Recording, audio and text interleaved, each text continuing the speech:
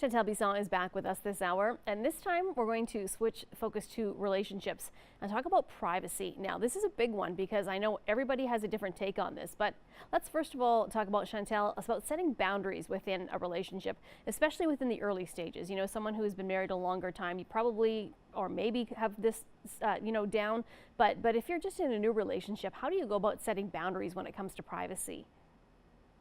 Well, yeah. This is a real tricky one, especially in our modern age where people have got everything at their hand, right? You said I probably have it down being married this long. Well, I've touched on this before. I come from a broken home. I come from a home where my father was unfaithful. Everybody I ever dated was unfaithful. So I seem to have a little bit of a pattern of getting into those kinds of Right. relationships. So, my trust level is not naturally high as it might be with somebody who doesn't have all those sort of things in their background, sort of the luggage that they carry around in their relationship. So I think that, the boundaries really depend on the health of the relationship and the health of each person and their background and their story, right? Because none of us have the same story. So somebody who's never had infidelity doesn't even know what infidelity feels like personally or watched it while growing up will be like, I don't care. I totally trust him implicitly. He can sleep with his phone for all I care. And other people might want to know passwords and feel better having access to those sorts of things. But so I think I say this a lot as well, is that it really depends on the two people within the relationship, right? What each person can tolerate and what each person is comfortable with. Like somebody who's not cheating might not, even though they're upstanding and are not being unfaithful and are not up to no good on their device, they might still not want to give you their passwords. And you need to be okay with that. And then you might have a partner who doesn't care if you have your passwords and it's an all access, open, free for all.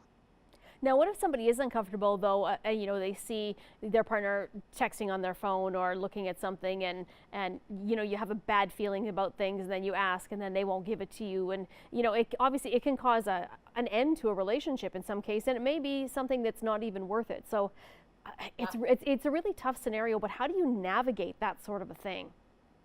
Yeah, it is a tough scenario, and it is really difficult to navigate because, yeah, you're exactly right. Like some people might get so hung up on that they can't see through it and end a perfectly healthy, good relationship, except for that one little glitch in the matrix sort of thing. So, I think it all comes back to dialogue, and then you need to decide what works for you. If their behavior doesn't work for you and you can't shake that feeling, you need to let your partner know. You need to be open. You need to be honest that their stand on that is really doesn't work for you and doesn't fit and doesn't feel good.